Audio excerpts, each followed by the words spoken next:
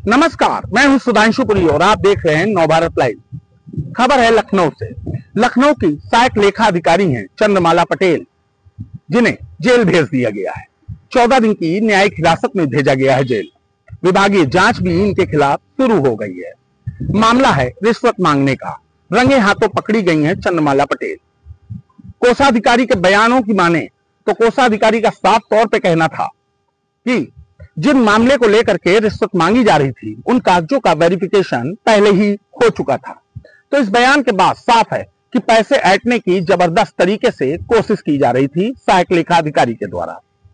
सिलसिलेवार तरीके से पूरी घटना को समझते हैं। चंद्रमाला पटेल, जो कि पिछले कई महीनों से, कई सालों से लोग आरोप लगा रहे हैं कि बगैर पैसे दिए काम नहीं होता है। वहां एक शिकायत करता है, जो इस मामले के शिकायत करता है सौरभ श्रीवास्तव, वो पहुंचे थे।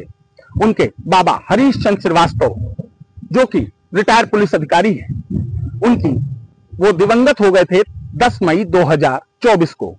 और जो उनके पिता हैं वो विकलांग हैं, पेंशन के हकदार हैं, जिसके लेकर उन्होंने अपील की थी कि उनको पेंशन दे दी जाए।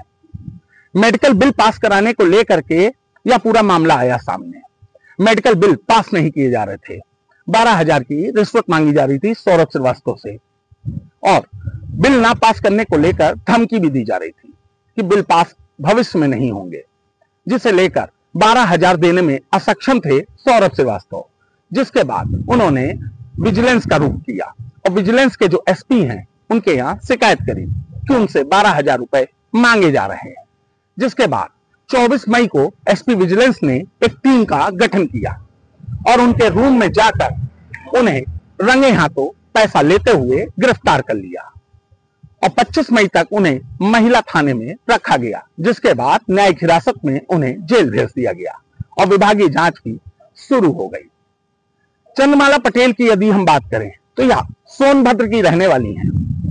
मास कम्युनिकेशन किया है इन्होंने इलाहाबाद विश्वविद्यालय से, और इसके साथ ही 2017 में इनका चयन हुआ लोअर पीसीएस में, जिसके बाद ये सहायक लेखा अधिकारी बनी। इस मामले के सामने आने के बाद जो प्रशासनिक सिस्टम है उस पर कई सवाल खड़े हो गए, या यूं कहें कि सवाल तो खड़े हुए, साथ ही साथ पूरा सिस्टम संसार हो गया।